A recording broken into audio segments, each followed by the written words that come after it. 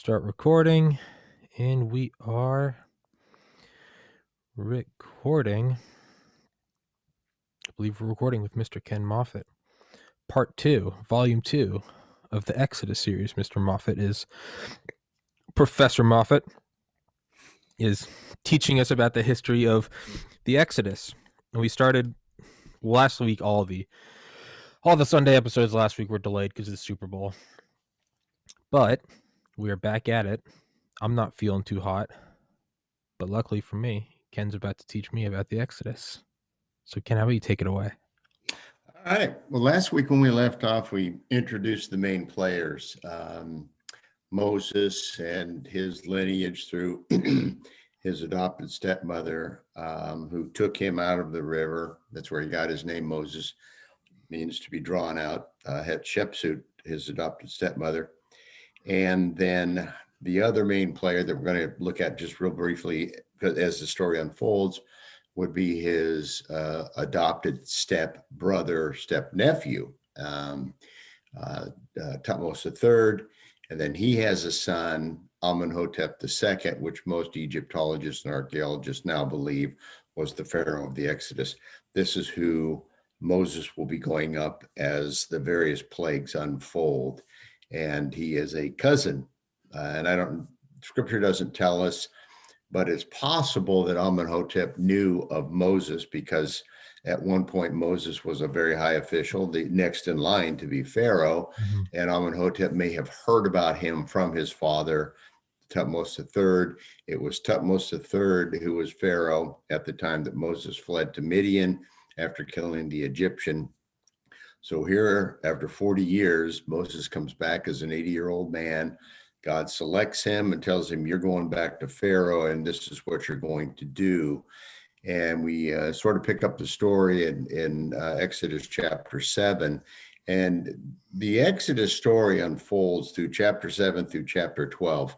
But it's not just about the plagues. It's about what God is doing to the gods of Egypt that are related to these plagues. And he tells Moses in chapter 7, verses 1 through 5, that I'm going to do three things. I'm going to bring the Israelites out of Egypt, number one, and I'm going to do this by great judgments. And he would do that in a way that the Egyptians shall know that he, Yahweh, God, is Lord. And these judgments that he's going to enact are going to be against the gods of judgment. Against the gods of Egypt. And it's very important that we understand this because he's going to teach not only the Egyptians a lesson, but also the Israelites. And you have to remember the Israelites, the children of Israel, the sons of Jacob, whose name was changed to Israel, and that's how they became the Israelites, had been down in Egypt for several hundred years. And during this time, because they became inculcated with just completely surrounded by the gods of Egypt and the Egyptian culture, that they tended to drift away from the religion of Abraham, Isaac, and Jacob, their forefathers, their ancestors. They would become very idolatrous. They had a multitude of gods and goddesses. Egyptologists believe that the Egyptians worshiped anywhere between 80 and 100 main gods or main deities. They also had regional gods, they had village gods, they had household gods, they had gods that multi-tracked on top of each other. And we'll see this as it unfolds, that there may have been 3, 4, 5 gods responsible for one thing. And the Egyptian religion of the ancient Egyptians is extremely complex. It really, really is complex. But each one of these plagues that God sent was a direct attack, a challenge to the various gods of Egypt. And he will show that these gods are nothing more than, they're false gods. They're gods that you've drawn on walls, statues, and so on. They have absolutely no power. One of the interesting things is found in chapter 5, verse 1 and 2, where Moses goes back to Pharaoh. And this is a saying that has been through years and years and years. People use it all the time. This is what the Lord, the God Israel says, let my people go. And we hear that all the time. Mhm. And Pharaoh says, his response is, who is the Lord that I should obey him and let Israel go? I do not know the Lord, and I will not let Israel go. Now you have to picture Moses standing here before Amenhotep II, his way younger cousin, and Moses is probably thinking, "Okay, cousin, I'm going to introduce you to this God, Mhm. and you're not going to like the meeting, and you're not going to like the outcome. Yeah. And just how soon will you find out? You'll find out who this God is that you should obey him." So this is where we're beginning to unfold all of the plagues. Yeah. And so but it's so the plagues are for the primary gods though, because I mean, if they have you say 80 to 100 and then you have your regional, your village, your household, do the plagues hit and then you said there are several gods. There can be several gods to one thing, right? So when the plagues hit, is it that the plagues hit several categories or themes and then by extension they challenge all the gods associated with that theme? Is that how they challenge all gods, or are they only challenging, are there a handful of primary gods that the plagues are to challenge? Well, God will eventually expose them all, Mhm, as we might want to use in 21st century vernacular, as mhm, frauds, as mhm, fakes. These are created by the Egyptians to satisfy certain things. The ancient Greeks also, they were animists, which meant that this grove of olive trees, these are sacred because they provide olives, which are food. They provide oil for medicinal, etc., and as well as food. This river is sacred because it provides water for the olive groves.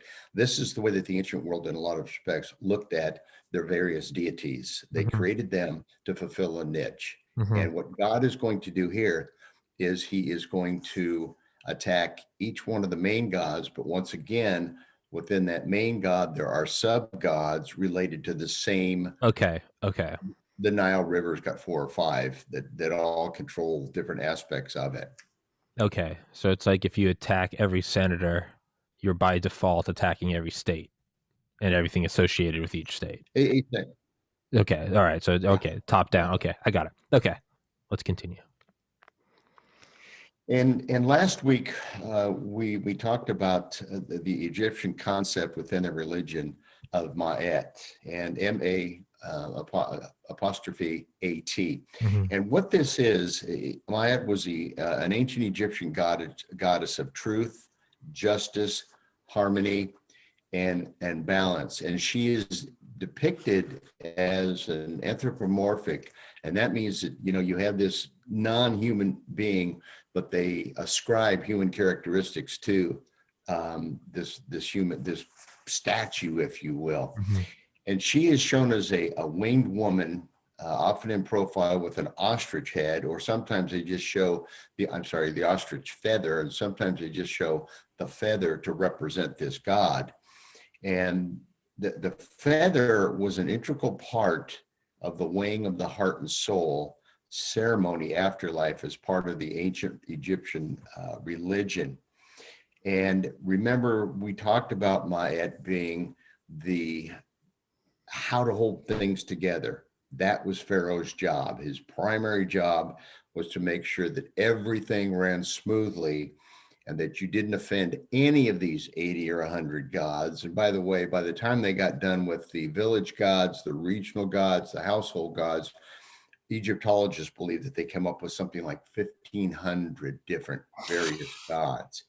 Now, can you imagine Pharaoh's job is to hold all of this together? So that means you have got to come up with a way to please all of these gods. Yeah, And when God begins to unravel the Egyptian society, he's unraveling Ma'at, which means that Pharaoh, how are you going to keep all this together? yeah, This is the whole world unraveling around them. yeah, Now, what was called the feather of truth in the afterlife, and this is very interesting as it pertains to Amenhotep II, because he was so proud and arrogant That the feather of truth was that literally what they believed was that you had the scales of justice, so to speak, and the feather was the weight.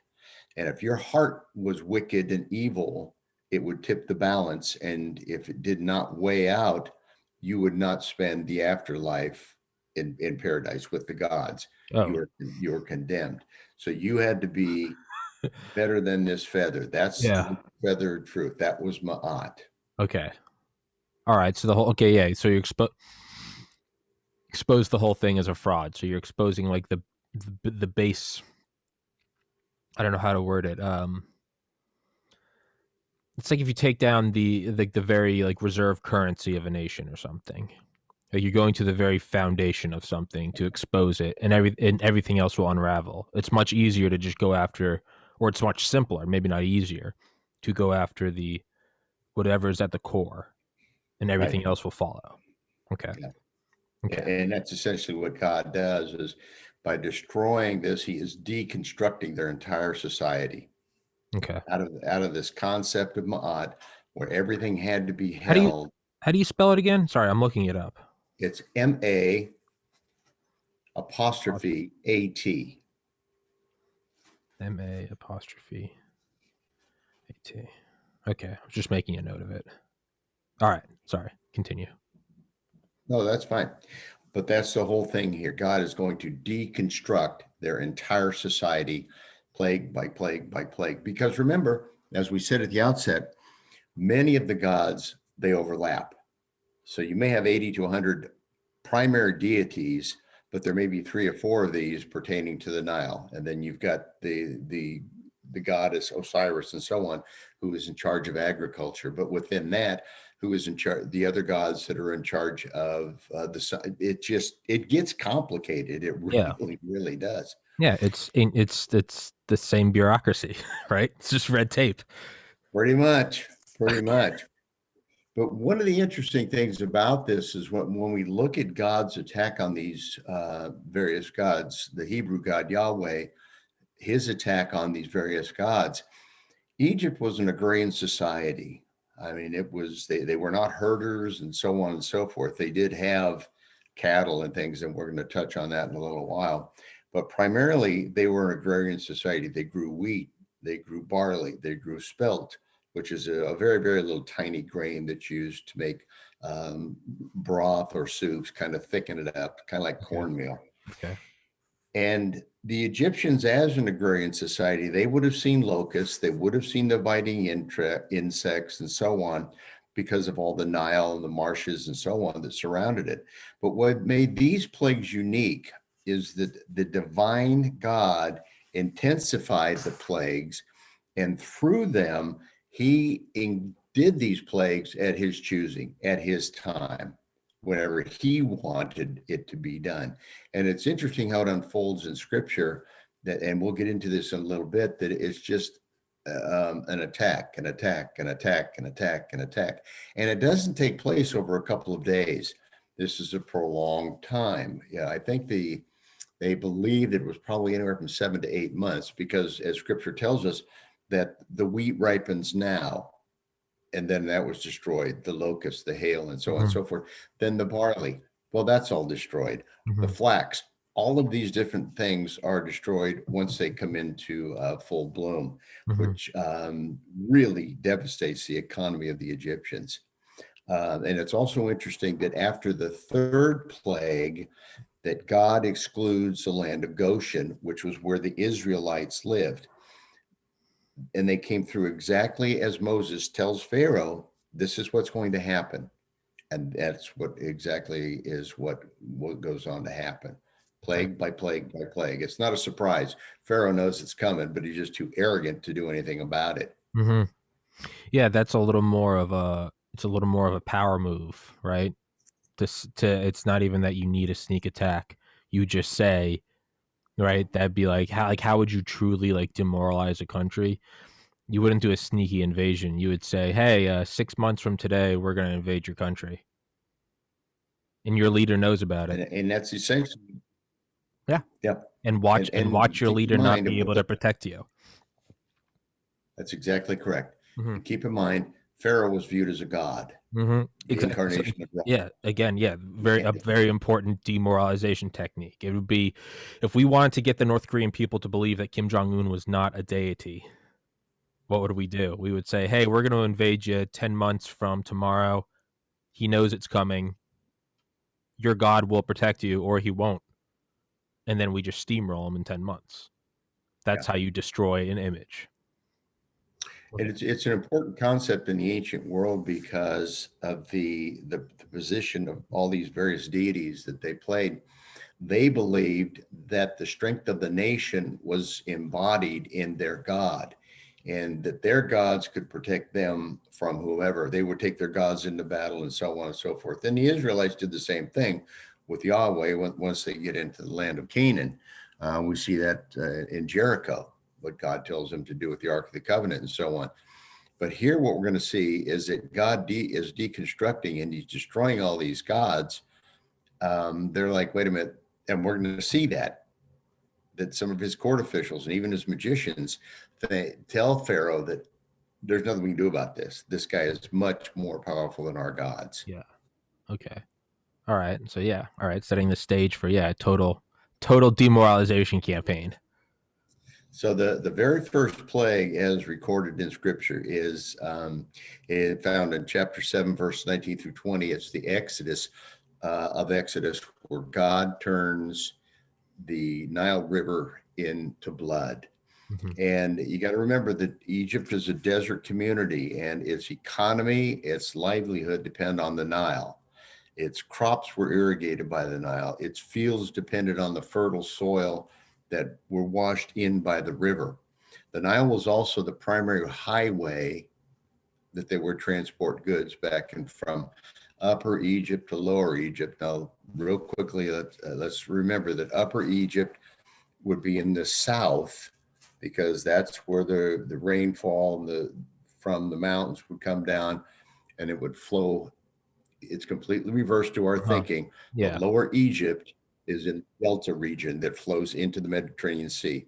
So Upper Egypt is to the south, Lower Egypt is So to the north of Egypt. just turn the globe. Use that as yeah. The easiest thing to do. But so the highway for them would be, like Interstate 80 that runs across the country. It would be the Nile River, and they would ship goods up and down depending on where they were grown and so on and so forth. And so this is just destroying their entire culture. Mm-hmm. So what happens to the lifeblood of the nation? Um, when the plague hits, it goes beyond, once again, just what happens to the river. Now, a lot of people are, I won't say a lot of people, but there are those that don't believe that it was actually blood. They will say that it was red algae, that it was silt. It was anything other than what Scripture says it was. The Scripture describes it as blood. But one of the interesting things that Scripture tells us is that all of the water sources were affected, not just the river. Okay. You had pools over here that are not associated with the river. You had the water in buckets in people's homes and so on. One of the Hebrew words that is used in here is that it was in vessels. And what that means is Okay. that the various gods of Egypt would be holding like a pan or a bowl or something, and the water in that bowl turned to blood. Okay. And Okay. so if it was a natural occurrence such as algae, how did it get into that bowl? How did it get into these buckets in these Mm-hmm. people's homes? That's the interesting thing about this. Okay. It's if you believe it, and I do, um, that's exactly what Scripture says happened, and the Egyptians couldn't do anything about it. Okay. And once again, this was a terrible disaster. Their fish, major food source for the average Egyptian, um, they're all dead. Couldn't drink the water. You couldn't bathe. You couldn't do anything. Scripture tells us there's blood throughout the entire land. This catastrophe affected everybody. And it was not just the average individual Egyptian down there fishing. It went all the way up to Pharaoh. He had to have felt the effects Mm-hmm. of this. Mm-hmm. And they were devastated. Mm-hmm. What god or gods was affected by this? Well, the main god that was affected by this was, his name was Kaum, K-U-N-U-M, and he was usually represented as a male with a ram's head, and he was viewed as the guardian or the giver of the Nile River.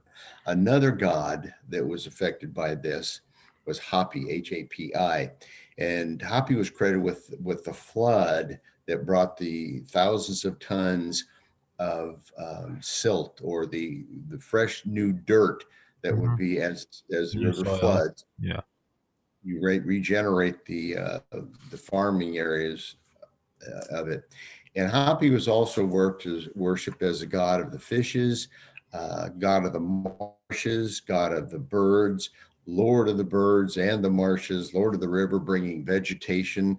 Um, and Hapi was an androgynous figure that was depicted as with a big belly, large drooping breast, wearing a loincloth and a ceremonial beard. And let's not forget who else wore a ceremonial beard? Pharaoh. Pharaoh was considered a god, so Mhm. was these gods of the Nile and so on. Now, Hapi's, some of her other charges also included crocodile gods, the frog goddesses. There was about a half dozen, and I'm not going to go through each one, but there was about a half dozen different gods associated with the Nile River alone. Mhm. The Nile, again, was considered the bloodstream Yeah. The of, backbone. yeah. The interesting thing about it, I was doing some research on this, and I'll just throw this out as a grain of salt because I don't necessarily think that I subscribe to this as being accurate, but one of the sources that I read said that the reason God chose the Nile as the first plague was the fact that all of the Hebrew babies that were thrown into the Nile were drowned, and or the crocodiles ate them, and the fish, Mhm. et cetera, et cetera. Take that for what you want. I think Yeah. God did for the simple fact that um, that it was the main source of everything for them Mhm. outside of the sun god Ra. Yeah. But your entire life stream, your entire lifeblood, if you're a desert nation, depends on that river. Yeah. Yeah, And I'm well, I going to mean, destroy yeah. the river. Yeah, it's also symbolic, right? If you took out the Soviet Union, you'd go for the breadbasket, right? It'd be like if in Vietnam we did in Ken, for all the listeners, Ken was in Vietnam. It'd be like if you went specifically after rice paddies or something, Mhm. um, you get the right. It's like going after the Statue of Liberty. There's symbolism, but it's also right the backbone. You'd go after New York and L.A. and Miami, right? Big ports, airports. It's okay. I think I'm following. Yeah, and think about this for a minute. Here you have the average Egyptian who sees all of these gods everywhere, and here you see Pharaoh is seeing this unfold, and the horror and the feeling of abandonment as they looked onto this formerly beautiful river, life-giving and so on, and now it's full of dead, stinking, rotting fish. It is a cesspool, Hmm. and there's not a thing in the world anybody can do about it. And it also struck as the god of fishermen, Hatmihit, who was the god of fishermen and the god of fish. And now, once again, this god that is supposed to provide you with food in the fish, as well as this river, powerless, absolutely powerless. There Hmm. were nothing they can do about it. I guess in a sports analogy, you say they were no show. Hmm. Just Yeah. didn't couldn't show. Yeah. Yeah. Impotent. Yep, exactly what it was. Um, the second plague was of frogs, and this one's interesting from the standpoint that the Egyptian country, being that river and that marshland, frogs were nothing new to the Egyptians. There were plenty of them, but this plague once again was different because God multiplied the plagues into the probably billions. There were frogs every single place, in their homes, in their baking ovens, on their beds, you name it, there were frogs. And frogs were considered to be sacred by the Egyptians for a couple of reasons. Number one, they lived in the water, they lived out of the water. To the Egyptians, that's a pretty interesting thing. They can, Hmm. kind of do things. and they were manifest by the goddess Haket. And this goddess, this particular goddess, was the goddess of birth and the wife of the creator god. And she was depicted as had a head of a frog and the body of a woman. So the Egyptians got very creative with some of this stuff. Mm-hmm. I often wonder as I was doing the research on this, how did they come up with this stuff? Who sat around and said we need a god for the frogs or the god for the crocodiles? You, I don't know. I mean, I imagine it's probably easier when you don't have modern knowledge, right? There's probably a lot of things that were left that were still unexplained, right? Right now, it's, there's no new lands to discover. Like we're figuring out medicine. We've got physics pretty down pat. Back then, it was kind of a free for all. What's that? I don't know. Make up a god, right? Yeah, that's as good as explanation as I've ever heard. I don't know. Yeah. Uh, and the interesting thing in Egypt is the gods developed over time. They had what was called the Old Kingdom and then the Intermediate Kingdom, and we're in the New Kingdom time, the 18th dynasty. And they've got gods in the New Kingdom, the 18th dynasty, that they did not have back here in the 12th dynasty, the 11th dynasty. So things have progressed. But well, we need a god for this, we need a god for that. And it may be very well, as you said, as their knowledge increased, they have to have a way to explain it. Mm-hmm. That's a pretty good point. I had not thought of that, but it does make sense. Um, but here's the great irony of this.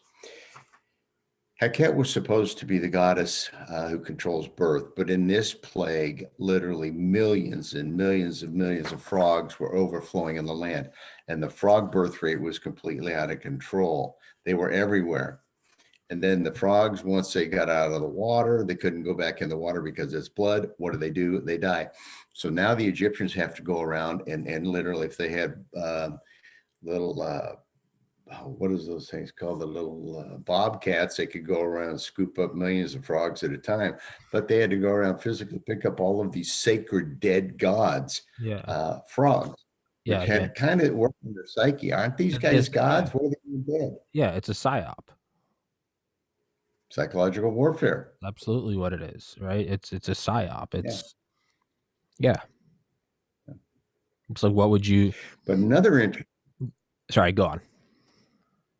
No, go ahead. Go ahead. I'm gonna take a drink of No, water. I was just trying to think of like gods. Like what would be another it would be like if someone shredded up $100 bills and sprinkled them all over a city from the air. Like in a sense, like those are gods, right? Those are the founding fathers, those are presidents, but it's also a crisp $100 bill. Imagine seeing $100 bills just shredded, like going through like an office shredder. Like imagine just those that confetti everywhere. That would kind of be psychological because you'd be like, who is powerful enough to just shred money to create confetti? The Again, it's kind riches. of you're picking up your dead gods, right? But we see and scripture tells us that the first two plagues of the river turning to blood and the frogs, that the magicians of the Pharaoh's magicians, this is recorded in chapter 7 verses 22 and then chapter 8 verses 7, they were actually able, through their black arts, their secret arts and so on, they were able to create the illusion that they were too creating pools of blood, Mm-hmm. and that they too were multiplying the frogs by the millions. But by doing this, they actually are making things worse. Instead of making things better, you had compounded the problem of all these frogs by making however many more. So much so that in Exodus chapter 8, Pharaoh actually goes to Moses and he said, will you talk to your God and have him stop the frog plague? Please, will you put a stop to that? And then Moses says to Pharaoh, sure, I'll do that. When would you like it to be done? So, in other words, God's putting it back on Pharaoh, and Pharaoh is saying, well, how about tomorrow?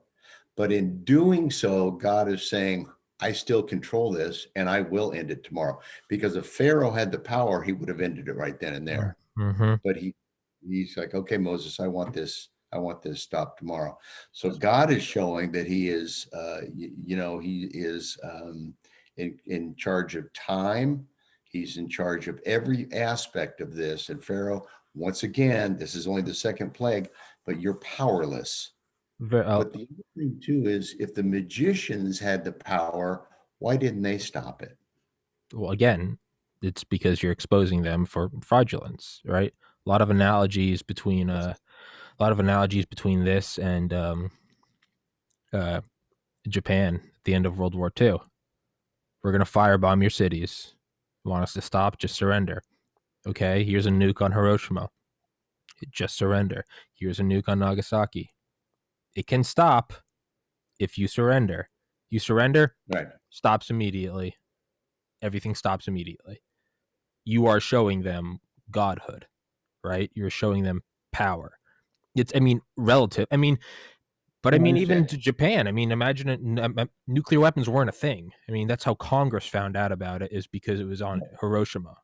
So, I mean, if this is it's a sun, God. I mean, I keep trying to put it in modern terms so I can kind of understand how it seemed to them. Well, and you know, if you can want to continue on with just real quickly the Japan analogy, Hirohito was viewed as a god, Mm-hmm. but once again, Mm-hmm. he was proven to be what was it, the chrysanthemum throne or whatever it was. He was proven to be not a god. He was just a Yeah. guy, a guy Yeah. who happened to watch the Enola Gay drop over and drop some bombs. Okay, Yeah. well, there's that city's gone. Let's. You want to Yeah. go for another one there, Yeah. Hirohito? And they'd say, "Hey, surrender," and Hirohito wouldn't say anything. So they'd start up the jets again, and they'd do it again and again and again. And I mean, that's what General Leslie Groves, the head of Manhattan Project, was worried about. He was worried that LeMay was going to destroy every city in Japan, and then they wouldn't have anything to drop an A bomb on. That was his concern, because it was so. But again, it was a sign of it was a demoralization campaign. LeMay Yeah. stated something along the lines of, "They know that we can touch you anywhere in your nation on any day at any time. You can do nothing.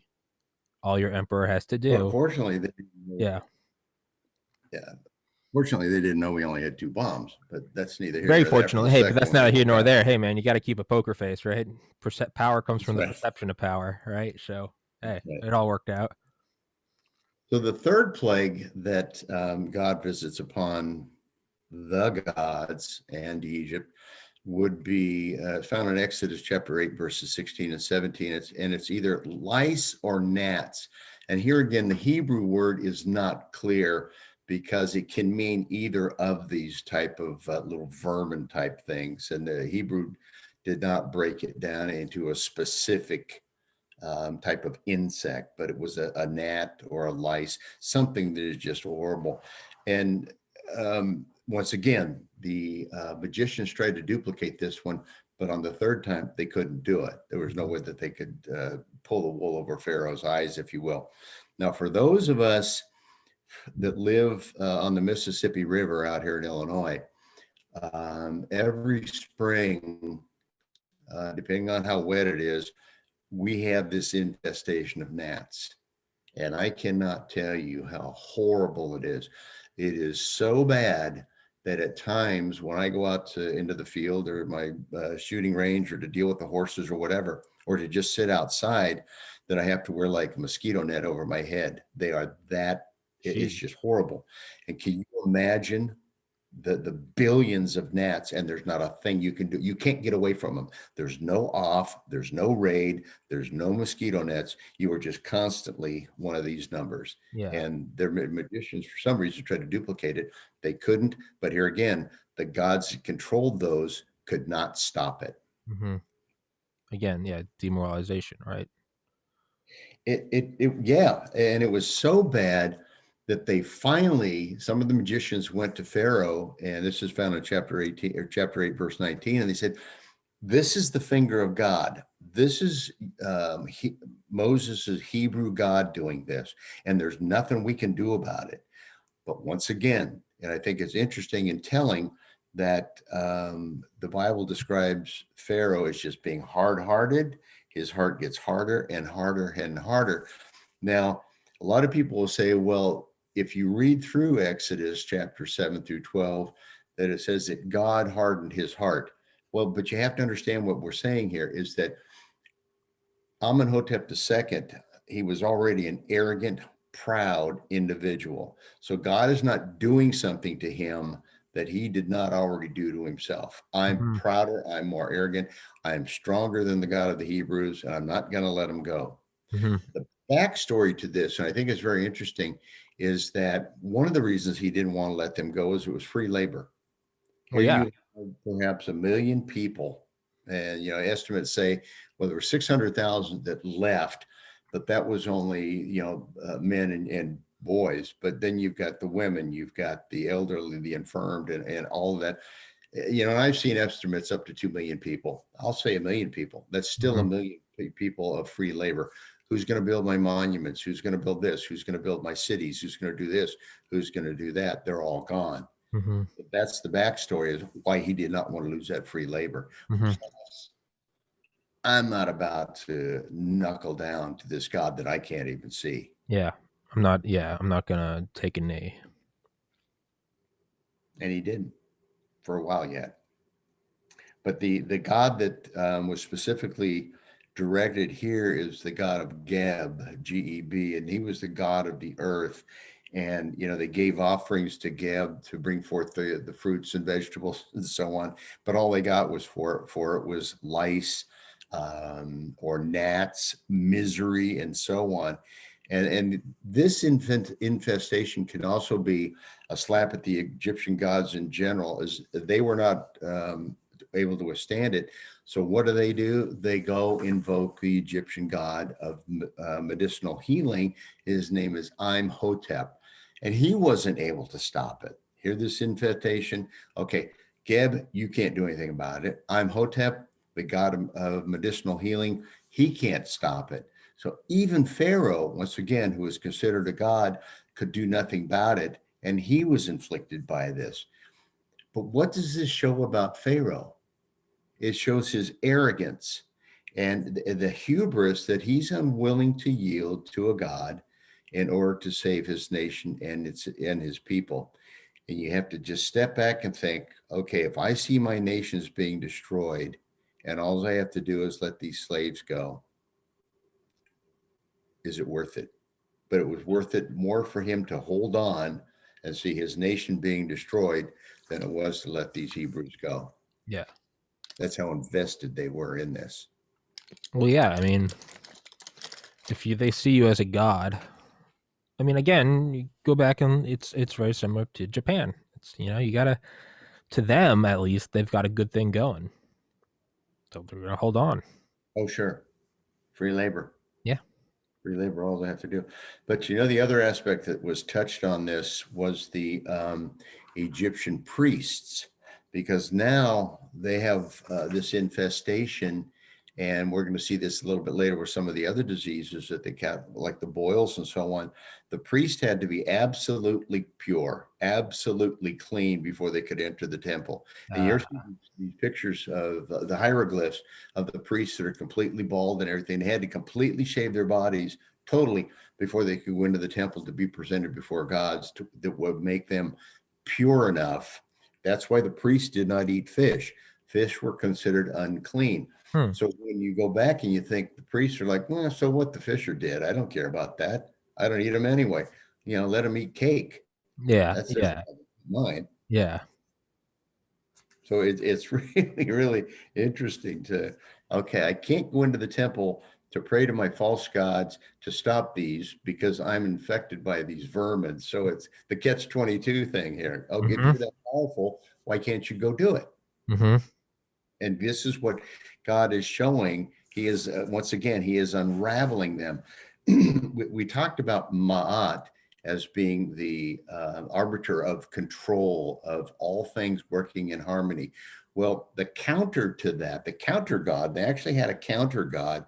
It was Set, Chaos. S-E-T. Okay. And they were the ones they would battle for chaos or control. Sounds like Get Smart from the 1960s. Yeah. But that's exactly what it was.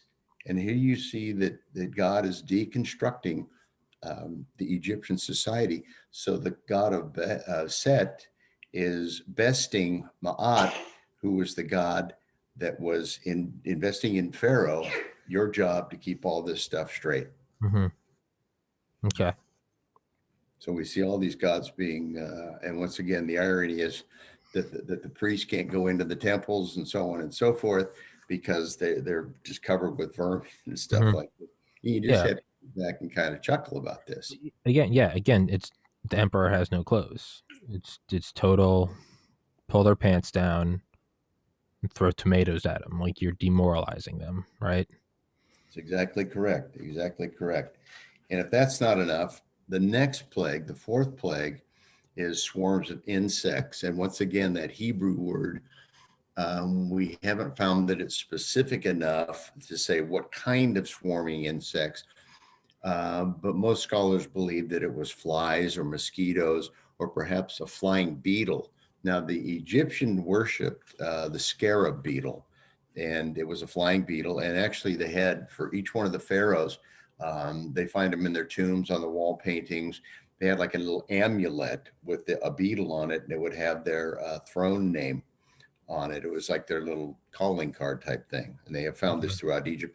They've actually found some of them in modern day Israel in some of the excavation sites. It's like their so it's like their Twitter username. Well, yeah, pretty much, pretty much. That's their blue check mark, right? Yeah, The golden beetle. the golden beetle, the scarab beetle. Yeah. Yeah. But here's another interesting aspect to this. This is where God in Exodus chapter 22, verse 22 and 23, where he says, but on that day, I will deal differently with the land of Goshen, where my people live. No swarms of insects will be there. So you will know that I, the Lord, am in the land. I will make a distinction. In other words, I'll set my people apart between my people and your people. And this will occur tomorrow. Once again, he's telling Pharaoh, this is when this is going to happen. It's not a guess. It's not, it might happen. It's going to happen tomorrow. Yeah. So we're going to see no swarming insects in the land of Goshen. This is where God's people live. Hmm. And so they show up and they swarm and they make land just life just miserable. And the god of that is Kepher, Kheper, and he is the god of the Egyptian god of creation or resurrection. He's associated with Ra, the sun Hmm. god, which Pharaoh is the incarnation of Ra. He is the insect god of rebirth, and he is symbolized by that flying beetle. Now, why would you want a god to rebirth insects? I don't know, but this is the Egyptian mindset at the time. Hmm.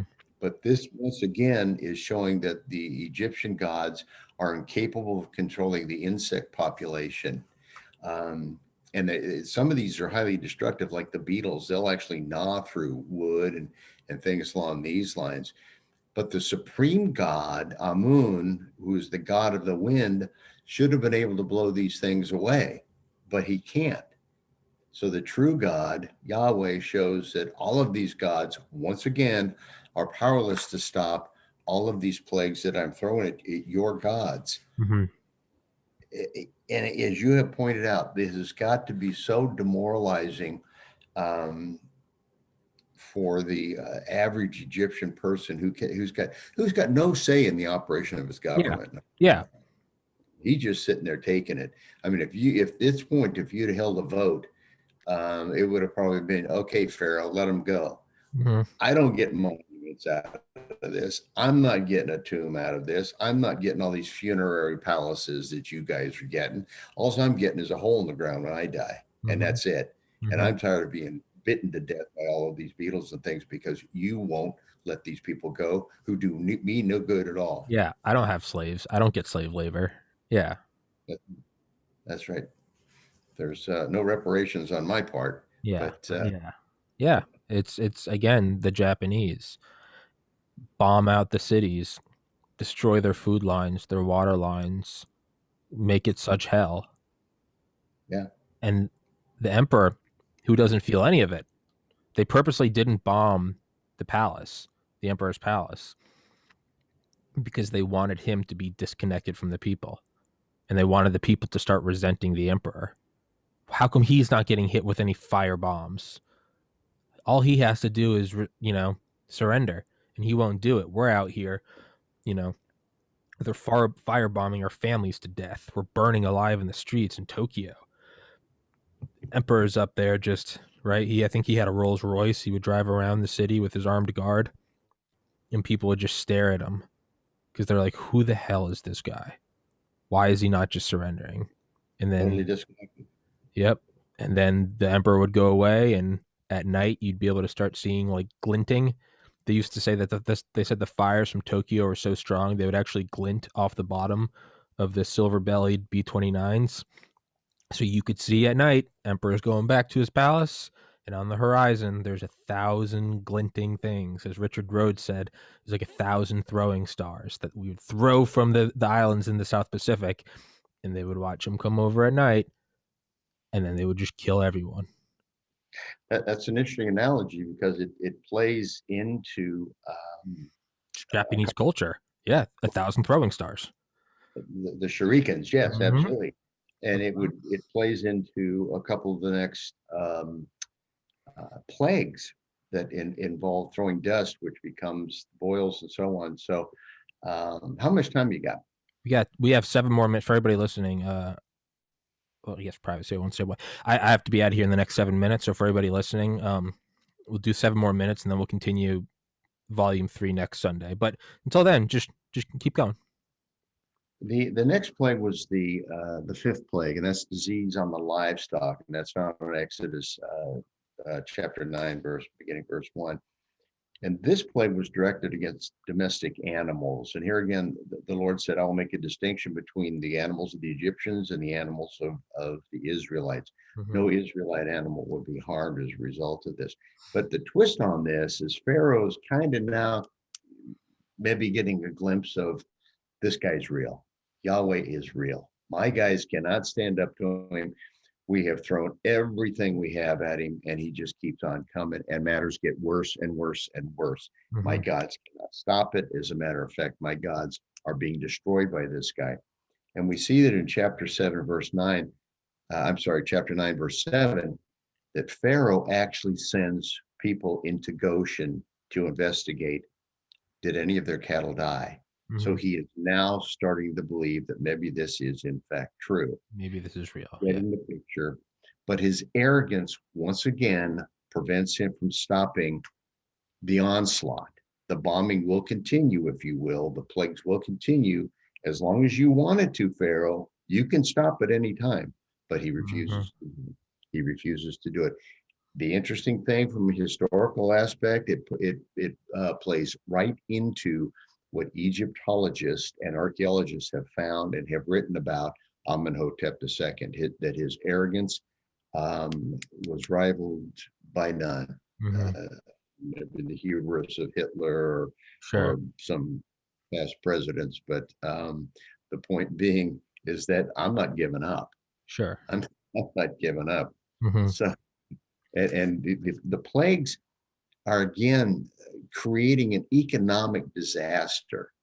But like all detached leaders and presidents and tyrants and so on, they still get theirs. Yeah. Pharaoh's still going to get his. Yeah. I've got mine. But the average Egyptian that is feeling the heat on this, they're taking the hit. You could say But that, like, you could say COVID would be a modern day plague, right? All the millionaire congressmen and women, like, their lives aren't affected. They can still do everything they want. They still have private planes and Secret Service, but it's everyone that has to sit at home and wear a mask. They don't care. They're still getting theirs, right? And so what you do is Mhm, you bring the people up to a frenzy, a boiling point of hysteria. And it would be like, mhm. imagine if right now a god was like, "Hey, Congress, you can get rid of COVID like that. You just tell me when." Now imagine all the people are saying, "Just do it. Just get rid of it." So now you're getting your people to turn on you. Yeah. Well, and one of the interesting things about these plagues, the cumulative effect, their food supply, their transportation, their military capability. Let's go back real quickly to Tutmosis III. Um, he was considered perhaps the greatest pharaoh ever in the history of Egypt, certainly in the 18th dynasty. He was the one that had ship suits sent off to the Egyptian version of West Point to learn about the military to get him out of the way. But when he came back, he was a Douglas MacArthur and a Chester Nimitz all rolled into one. Mm-hmm. And he expanded the borders of Egypt up to the Euphrates River. I mean, that is up into Mesopotamia.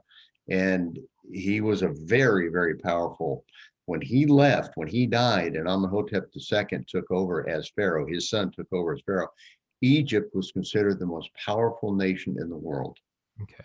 And now we're seeing, once again, the military capability, the farming capability, the economic goods are produced by the livestock, et cetera, but still Pharaoh will continually let it be destroyed because of his arrogance. Mm-hmm. One of the things that are really going to be hit hard here is the cattle, because Egypt not only valued their cattle because they did farming with them and fertilizer, et cetera, but one of their gods was the Apis bull, APIS, and they worshiped this animal. When it died, they used to hold a ceremony like they did for Pharaoh. That's how they viewed this bull. He was big, he was strong, he was virile, so he's got to be a god. And so Mm-hmm. we're going to name it the Apis bull. If you remember the story of the golden calf Mm-hmm. back to the Egyptians, that was the Apis bull. That's Okay. found in Exodus chapters 32 through 34. They children of Israel will finally let go. They make it through the Reed Sea. They're out there on the desert, and Moses goes up to Mount Sinai to speak to God, and he's gone for a couple of days, and the people begin to freak out. Where's our leader? And then the cry goes out, make for us a God, make for us a God. This is where the golden calf comes in. And what was the golden calf the emblem of? The Apis bull that they had known back in Egypt. Okay. So it's, as we know, and we said at the outset, a lot of times they were so been in bondage for so long that they began to lose touch with Abraham, Isaac, and Jacob, the God of their forefathers, because it was not being taught to them Mm-hmm. on a whole scale level. And the Egyptian God, just like our culture. Mm-hmm. I mean, you look at it today. What are the gods that we worship? Professional sports, movie stars, politicians, athletes, you name it. The vast majority of our people, we used to be a Christian nation that you can say, well, 80%. Now it's down, I think it's less than 50%. And it's getting less and less and less because we have more time to spend, we have more money to spend on anything other than what the real priorities are.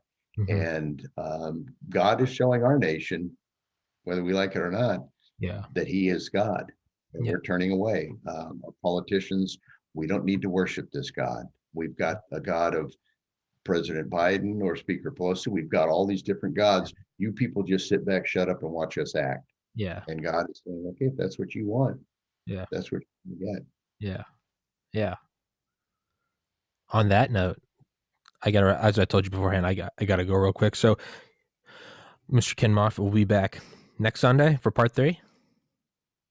He will. Yes, sir. Thank you very much, Ken. I'll send you a link when this is up. Oh, and send me the All link. right, excellent. Send me the link to the blog, and I'll put the blog in the description and sticky in the top comment. Are you talking about the first one? Yeah. You sent me an email. You said some people might be interested in the blog. Correct. Yes. Gotcha. Yeah. Send me a link to Gotcha. that. I'll put it in the description in the top comment. Okay. All right. Very good. All right, Ken. God bless. Thank you very much. And I'll text you when it's up. Okay. All righty. Very good. All right. You have a good one.